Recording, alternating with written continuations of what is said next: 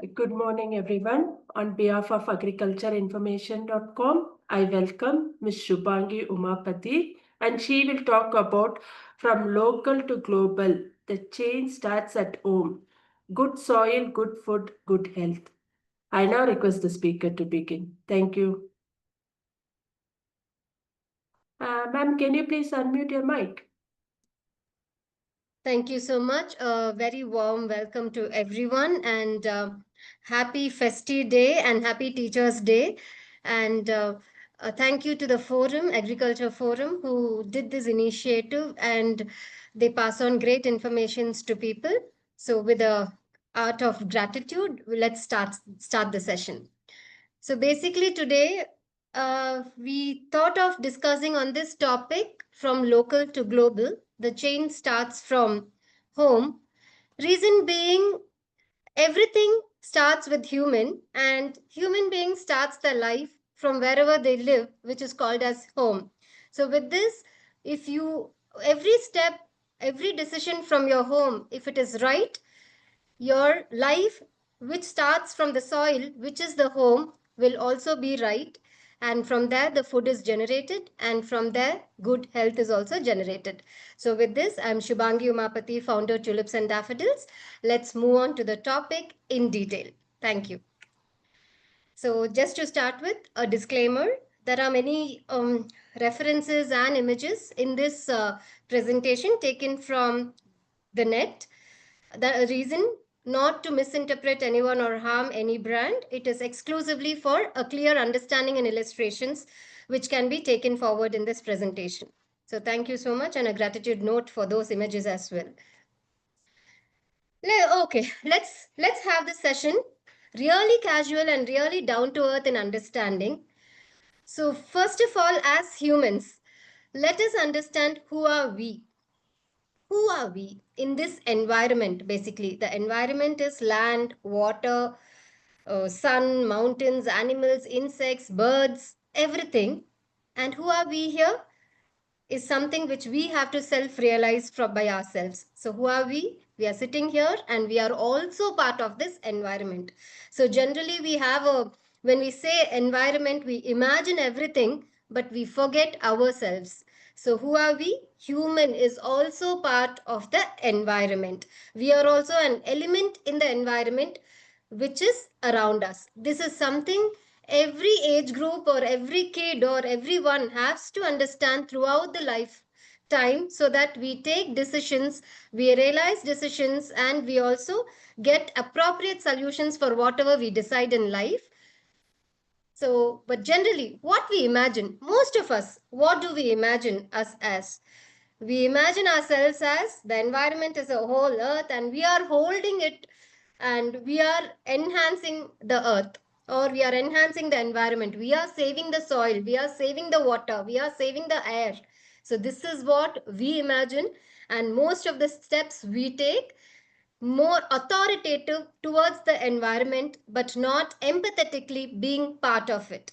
So we are equal, we are nowhere different, is something which has to go inside our mind, and that mindset change is very important. Most of the time, environment, whatever we see, comes in our mind, but what we don't see is very important for us to understand, because what we don't see creates more impact in our life, which is the soil and the life inside the soil.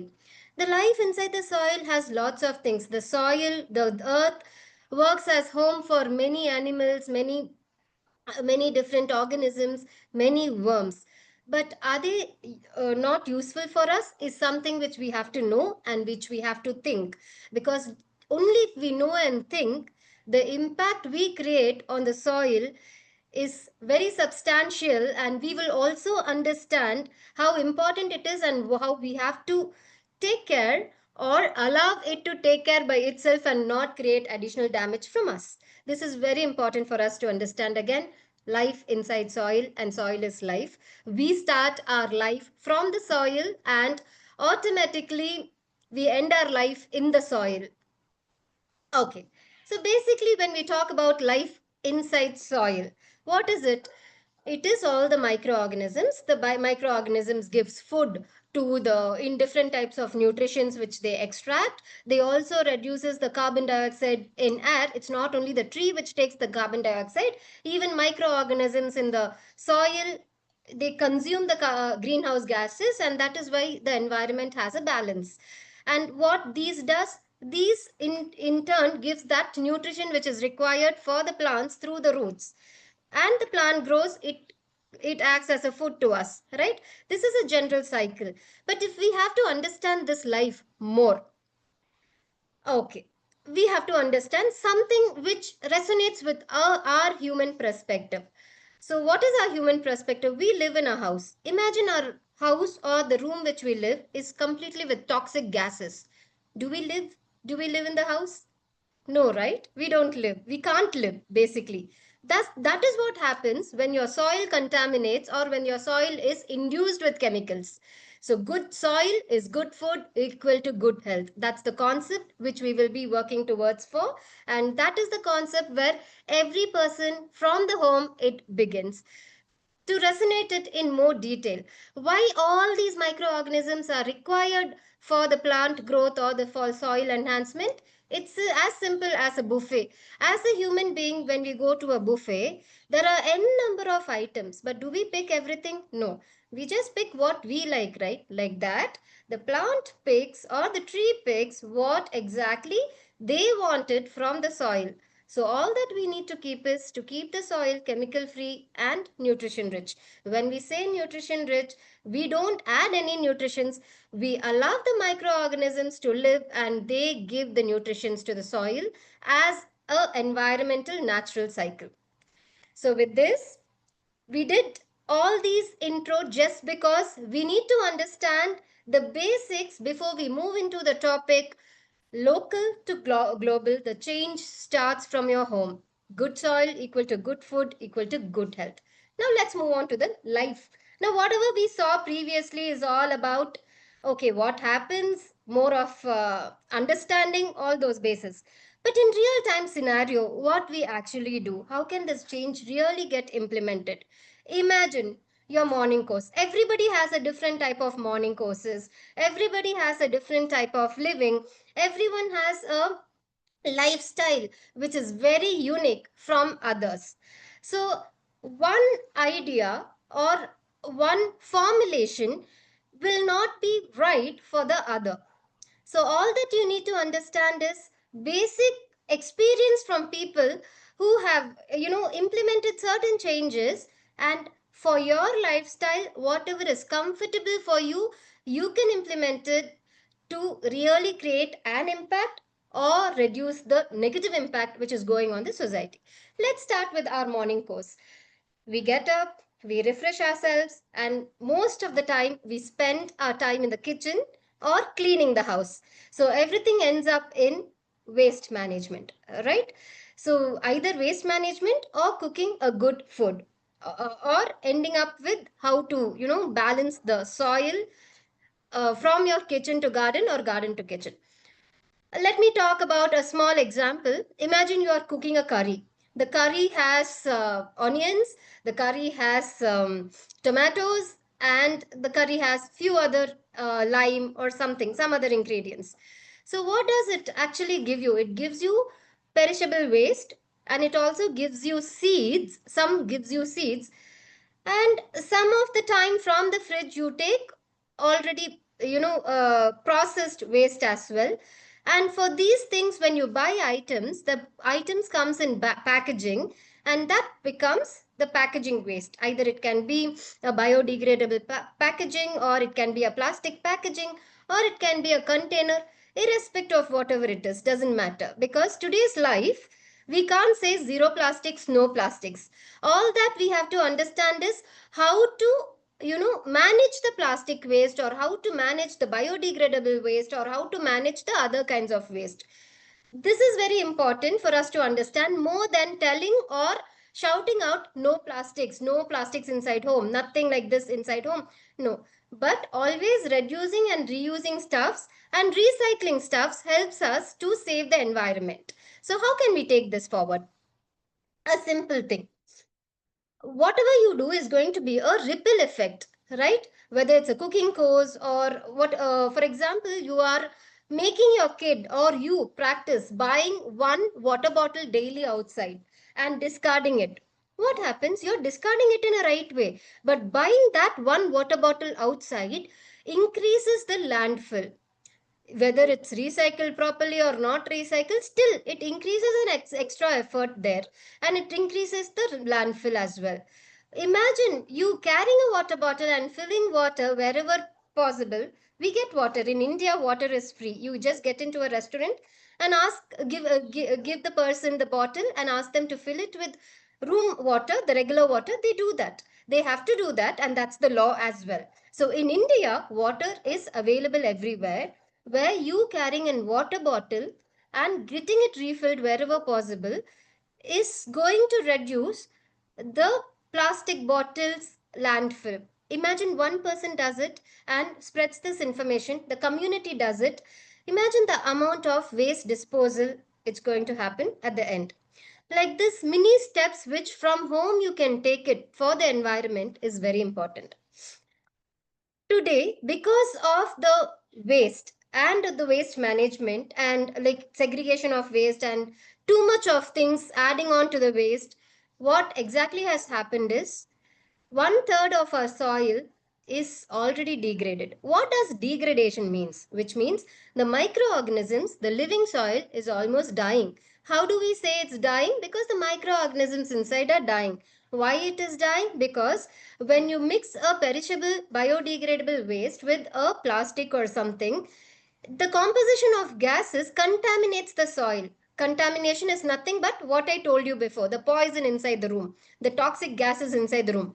So the microorganisms do not take the toxic gases, and that is why they die. When they die, obviously, there is no room for cleaning the soil, and that is why the soil gets contaminated and it becomes a dead soil. When the soil becomes dead soil, no plant can grow in the soil, no vegetations can grow.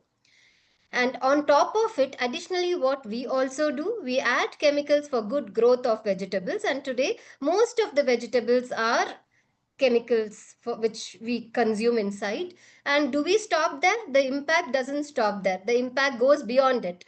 Because of the chemical vegetables, we and our next generation has got into lots of health related things. I'm just not going into very detail in a scientific mode. Today's presentation is bluntly going to be in a very normal form of talking for even a non-scientist or non-agriculture person to understand how much impact from a single individual is created to the environment and affects our next generation and our generation growth. What happens when we dump mixed waste on land is something which I told you right now. Small daily choices at home, like a daily composting. Now, a simple idea. You open an onion, you take an onion, you cut the onion peel. You put it in the glass, leave it for 24 hours or even for half a day. The water gets converted into a good fertilizer for your plant soil, and you just give it to your soil 15 days once or weekly once, collect it and give it.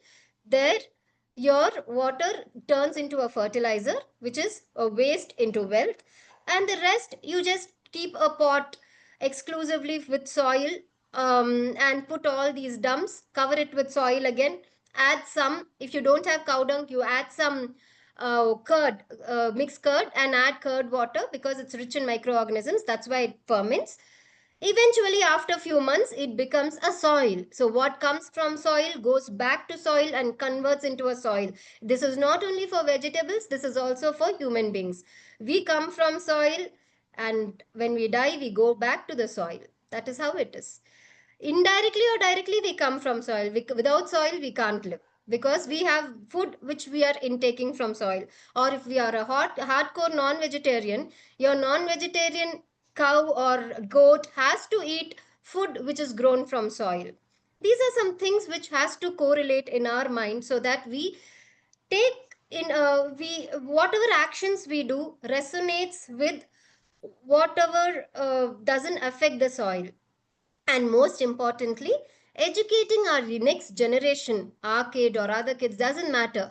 Educating our next generation, not theoretically, but giving them some little experiences of knowing the life inside the soil and creating empathy within them is very important, so that decisions in future, the decisions, whatever the solutions which they find in future, or any innovations which they do in future, doesn't impact the environment directly or indirectly. So there are some ideas. So one of the idea I picked from Dr. Sultan Ahmed Ismail: if you have a small garden at home, you can also have a pots like this, which can eventually become a good. You can start composting Monday, Tuesday, Wednesday, Thursday, Friday, Saturday waste. All 7 days on rotational basis. If you keep doing, in 3 months you get a pot full of soil where you can grow organic vegetables or even simplest of greens. So this is an input, a very small example which I could give from his learnings which I had. And otherwise, you can grow your own food. You can teach kids, or you can grow your own simple foods from your own kitchen desktop. Why I mentioned kitchen desktop is, today's lifestyle is full of fast going, and today there are homes where there are no balconies at all. But still, is it possible to grow your own greens at home? Yes, either in a microgreen way or in a good greens way. You can grow these things at home, where this will be completely chemical free.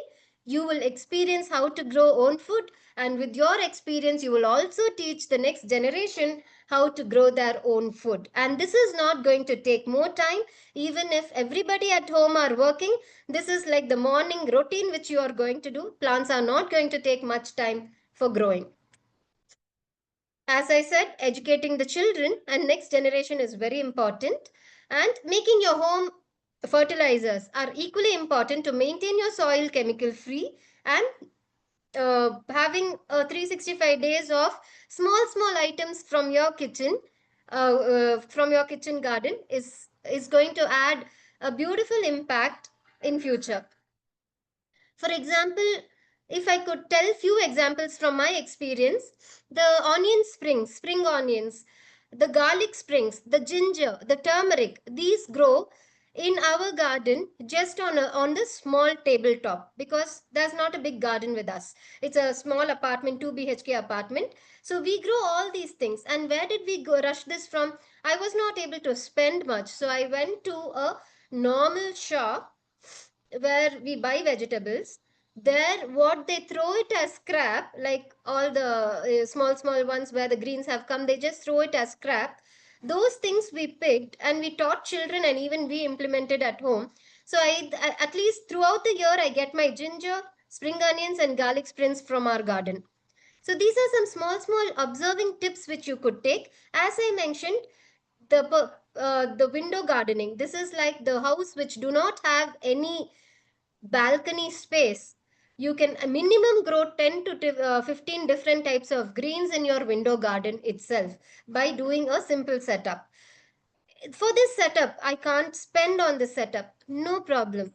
You get your milk covers daily or some type of dal covers daily. You can just fill in with good soil and reuse it again and again by replanting it. These are some small steps which you could do. There's one more example here, using your own bottles. Coconut shell, raising microgreens in coconut shell is a very good example. These all things what we use on our day-to-day life can be reused, consumed, and discarded when it is over used in a right way. Discarding things in a right way is very important, and all this can start only from our home. Even buying a small apartment, or doing a business, thinking about an entrepreneurship or a business idea, starts from your home step. So the mindset change is very important. The minimalistic living is very important.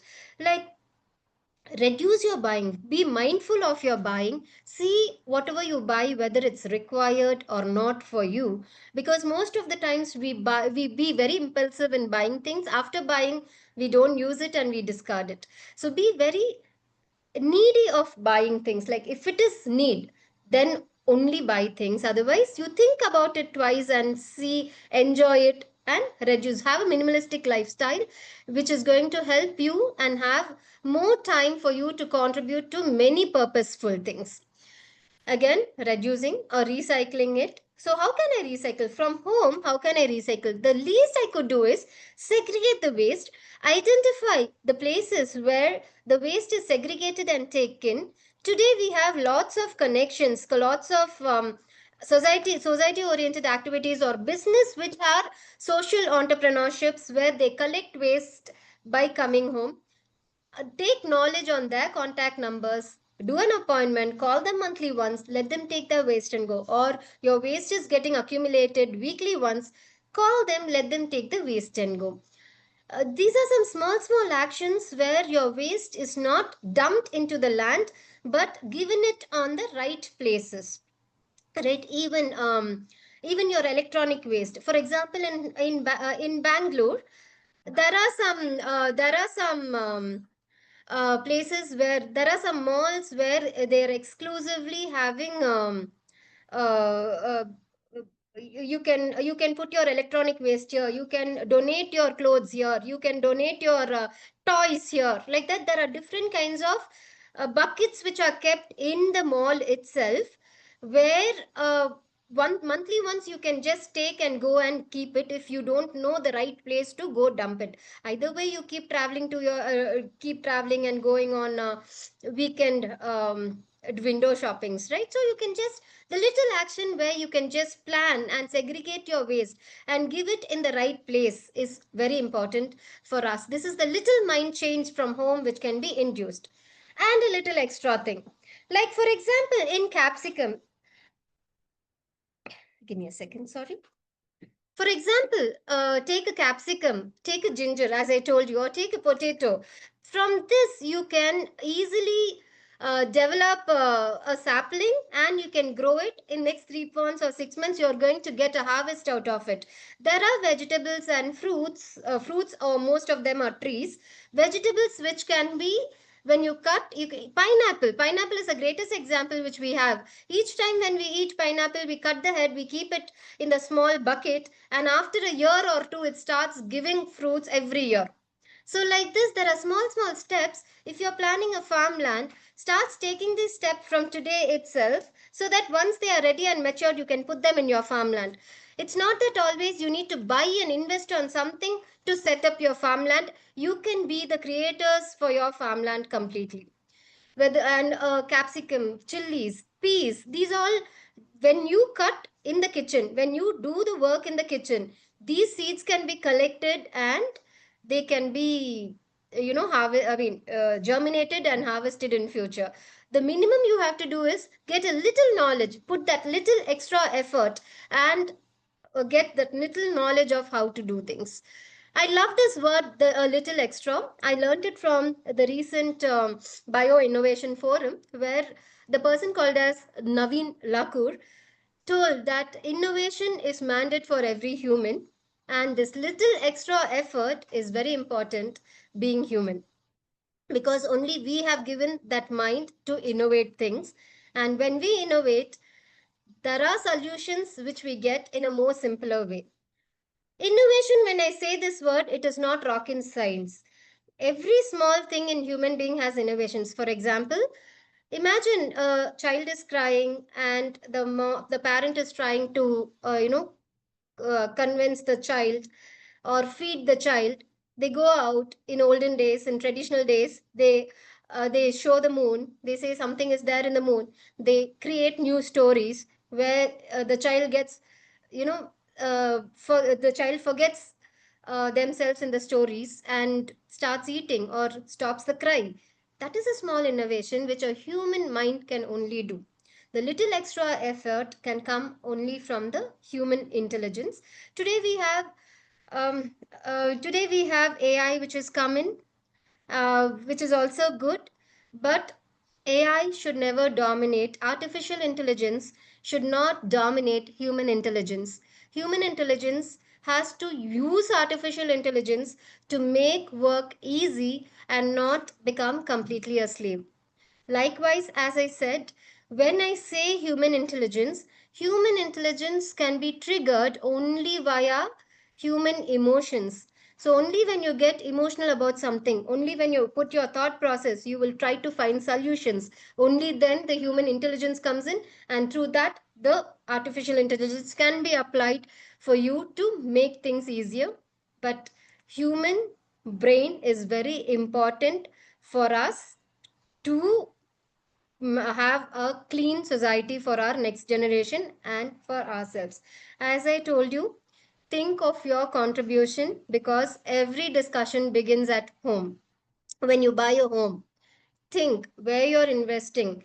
Does that home builder has a complete drainage system which goes, the drain system, is it, don't just think of investing and buying a home and you are sitting in a very beautiful home. Ask questions whether it has a rainwater harvesting, whether the today's apartments are the maximum usage of water, whether the water is recycled properly, do they have that system, or whether the drainage system is not just opened up in some lake. In Bangalore, we have lots of lake issues, right? The drain from most of the factories and most of the apartments comes directly to the lake. It doesn't go to the end channel.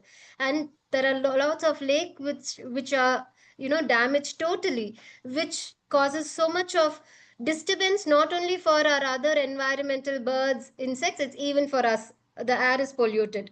So when you buy a home, where that the discussion starts from, it starts from the home. When you build a business, you want to start something, where the discussion comes from, it starts from the home. If you want to become an entrepreneur and you want to build something new, create something new, where the discussion starts from, it starts from home. Raising a child, I want to raise my child like this, the discussion starts from home. You want to build a factory, the discussion starts from home. That is why, so anything which starts from home, local, creates a global impact. So any discussions which you keep from home, it is important that you include the social sense, the common social sense, and the environmental awareness related pointers into every discussion. Whether, okay, I'm building a factory, is it going to impact the environment, how it is going to, what is the mitigation, how I'm going to balance that art, is it right or wrong. Be a social entrepreneur, be a social person, be a social homemaker. That is important, because social is not for the society, it is for you. You are part of the society, and everything is for you what you're doing. Thank you so much, and your thought is very much matters for us. I've closed my discussion. Any questions, I'm open for it. Thank you very much, ma'am, for a wonderful presentation. I will take up the questions now. In the meantime, can you please stop sharing the screen, ma'am, so that we can see your full video? I think is it not stopped, ma'am, right now? I No, think no, I've stopped. no, no, no, no, no. Okay. I will just check how to stop it. Okay, it's inside this one. In Zoom, you have to stop sharing the screen. Yeah, got it. Okay, fine. I'll move on to the questions now. The first question is, what are the easiest vegetables or herbs for beginners to grow in a balcony or small home garden? Great. So the easiest, you can start with microgreens first. Microgreens is no big word. If you say the history of microgreens, it started in US. If you actually find out the history, there was one person who sent the greens to chef, and they saw a small green grown, and that was used by the chef, and they liked it, and that is how the microgreen concept started. It can be, you can start with small microgreens with fenugreek, and you can start spring onions. Growing onion springs is very very easy at home, which you can use in your Chinese vegetables. Chilies, any kind of chilies growing is easy. Garlic is very easy, turmeric is easy, tomatoes are very very easy, and any kind of radish. If in case you're a beginner and you want to really look into a vegetable harvest very fast, radish varieties, 1.5 months you can harvest it. All that you need to concentrate when do vegetable growing is good soil, because like it's like us connect with human beings. Good food gives us good nutrition. Like that, good soil, adequate water and sunlight gives the plant to grow by itself, nothing more to be done by us. On and off, because of our climatic conditions, every 15 days once I would recommend a neem water spray or a chili garlic spray, depending upon the insects which are attacking. But insects attacking again is good in a very controlled way. If you imagine a garden without insects or nothing, then you will the pollination will have not happen. What is pollination is obviously the fruit formation from a different plant. From this plant, these people are the pollinators who actually move the cells, and the fruit formation has to happen. So if you're imagining a garden where you don't want any insects, then the pollination will not happen, no fruit formation, no flower formation would happen. So the simplest would be start with spring onions, onion springs. Start with microgreens, and start microgreens are little mustard. You can start with mustard. Everybody, all people eat mustard, and just putting them, soaking them in water, and then giving them a good soil. In 15 days, you are going to harvest. Fenugreek the same way. Once you do first step of microgreens, the second step, leave fenugreek to the full 3 months, 1.5 months to 3 months, so that you can take the full yield, like a full grown greens you can take, consume. Then carrot, radish, potatoes. These are the capsicum, chili, tomatoes, lady's finger. These are the things which you can easily grow at home. Okay. What are some common mistakes beginners make in balcony gardening, and how can they be avoided? Yeah. Okay. The common mistakes what the beginners would make is um, either overwatering or underwatering, or when the germination happens, forceful watering should not happen, because once they fall, they will never germinate. The very important thing is, when you keep seeds, for you they are seeds, for birds they are food. So when you keep it too much exposed outside or to access to birds, they'll come eat and go. We will not know. We will keep imagining that the germination is happening. That is one very common mistake which happens for most of the beginners. And the mindset. Everybody feels that only if I have a green thumb, the plant will grow for me. No, the green thumb is completely a myth. As human beings, we have come from earth. So if we try something, it is 100% going to come. So the mindset has to change, and you have to build more patience. It's okay if I fail first time. It's okay if I fail second time. Doesn't matter. It will grow. You keep trying, it will grow. And at the time of germination, the thing will be like a born baby. It will be the fetus. It will be very very very tender. That time your water carrying, the care for your plant until they stabilize, either for 1.5 or 2 months, it has to be really really careful. Sometimes what happens in busy schedule, we miss to water them and we allow them to dry. A plant which is matured, if we miss to water, still they can store some water, but not the baby. The baby would dry within a day span also, and that's it. The germinated seed will not germinate again. It's dead. So these are some common things which we have to take care as a beginner when we are doing gardening. And easy access. Don't start most of the time in uh, too much excitement. They start big, but starting big is not wrong, but you have to spend that time and understand how much time your garden takes, and how only when you experience something you will find easy solutions for that. Like when I experience something, I find solutions in my lifestyle. Like I told, when you experience something to your lifestyle, you will find solution. My solution will be good but might not work for you. Your solution will be awesome but might not work for me. So for you to identify it, you need to go step by step. Start with few, 3 or 5 maximum. Or if you're not even confident with anything, start with one. Nurture that one. It's more like, couples deciding how many babies they want to have. It's like that. One is enough, fine. Let that one grow great. One I'll harvest and I'll eat. That's it. It's like that. So start slow, start with patience, and start with easy things. And take guidance. Wherever you want, take guidance, but your experience will be the best teacher for you.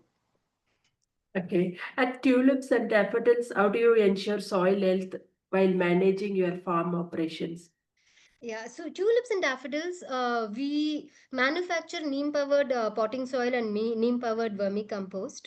So till now, it is always from the farm directly, and we don't ensure, packaging and leaving it for months and months, because we believe that microorganisms are, life.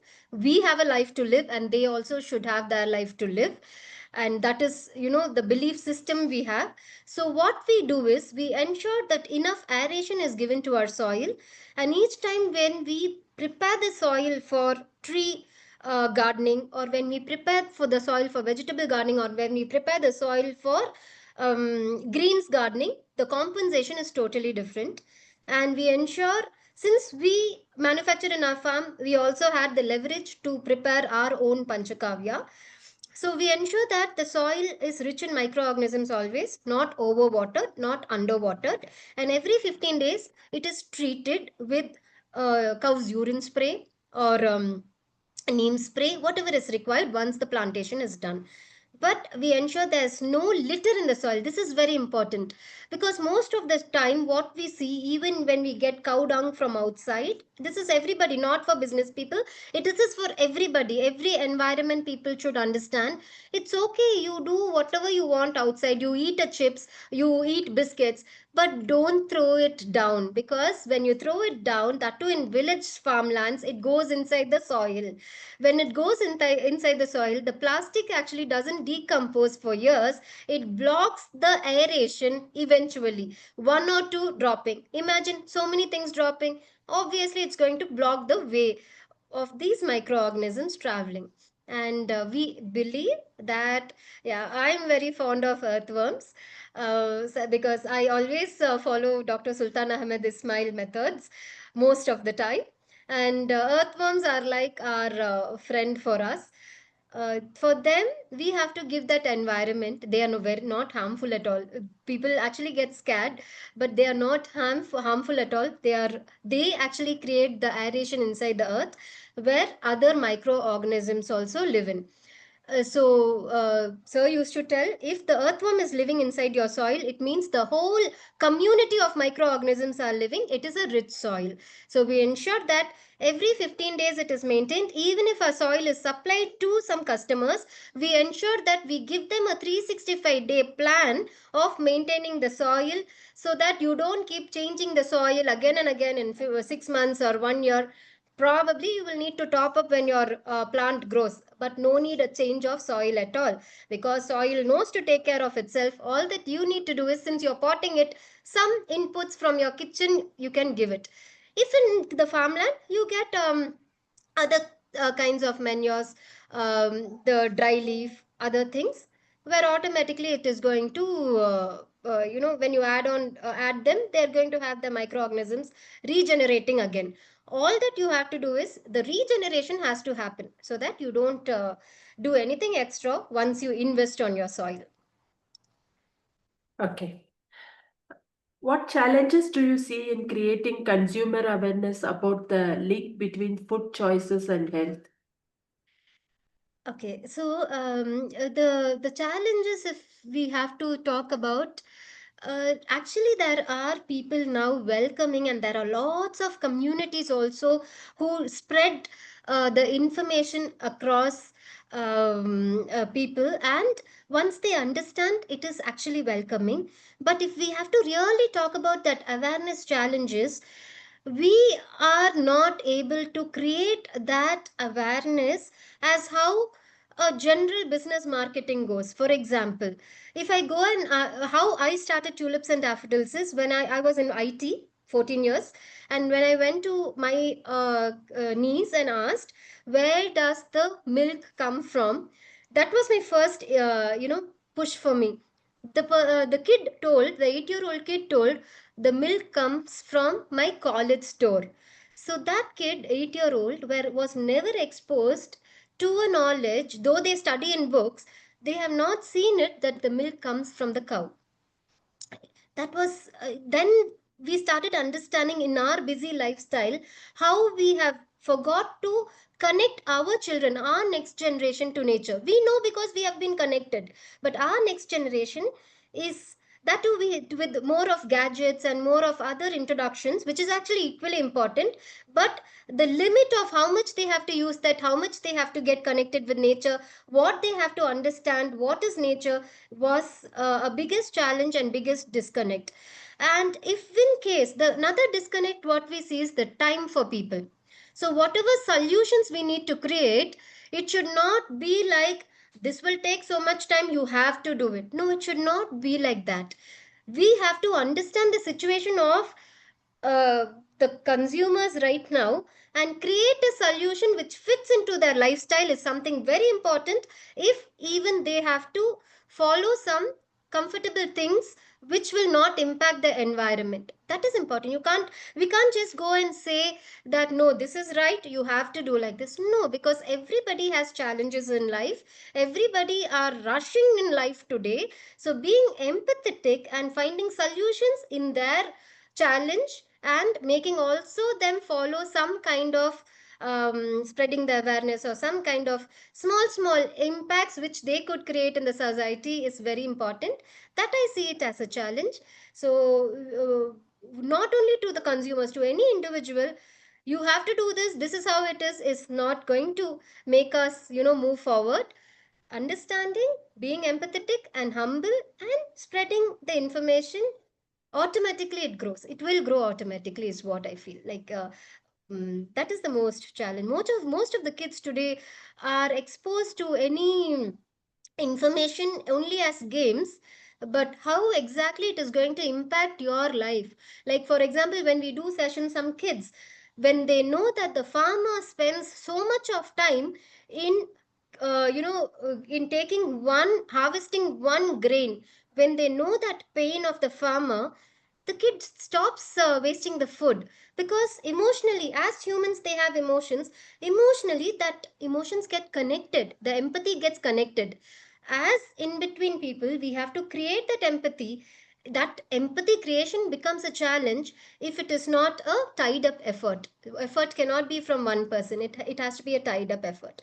So that is the most important thing. We have to teach our next generation the value of what our farmers are doing, or our people are doing, the organic uh, uh, soil environmental specialist or environmental saviors are doing. All that has to be communicated in a very casual way in their language, not in our language. Yeah. Okay, I'll take up the next question. What policy or community initiatives can strengthen the soil food health connection at the grassroots? Policy. Okay, so policy actually seems to be a very big word, but with me attending very some forums where all the um, experienced scientists and experienced mentors have been, I would like to communicate or spread that awareness what they have told there, with little bit of thought from me as well.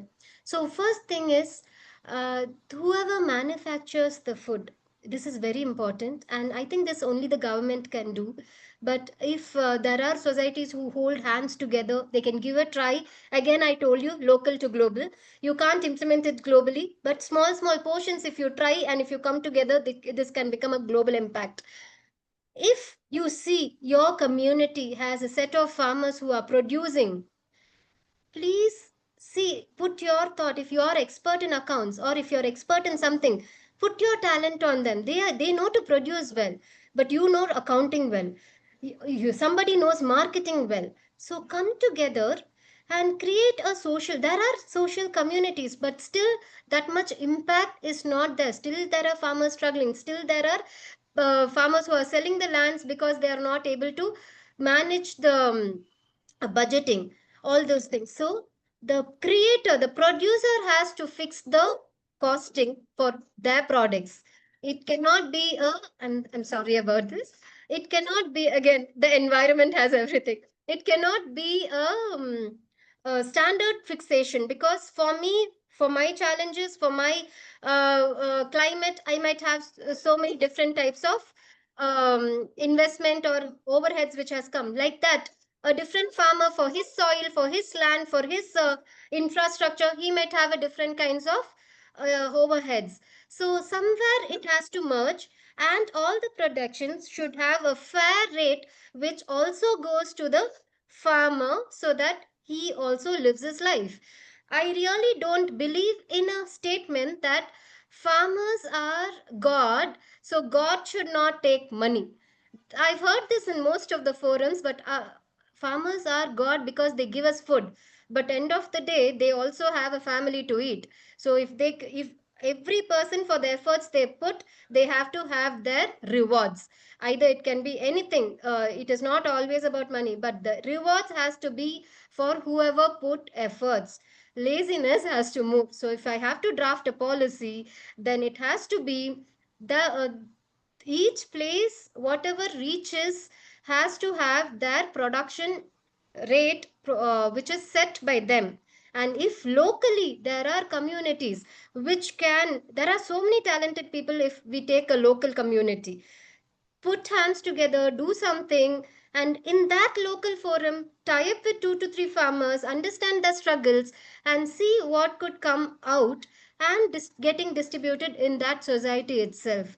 That is something, it's a very huge thing, but if a policy is driven like that, it has to be like that, because every human being has to live, every human being has to eat, every human being has to live their life until they die. So the policy has to be drafted in such a way that you do work, you do a hard work, you get the rewards for it.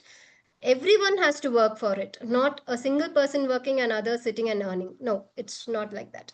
So this is the policy which I would like to. There are many people who are doing it, but I still feel it is not sufficient, because recently I heard, not naming it, recently I came across farmer who is going to sell their 25 acres of land just because they are not able to do it.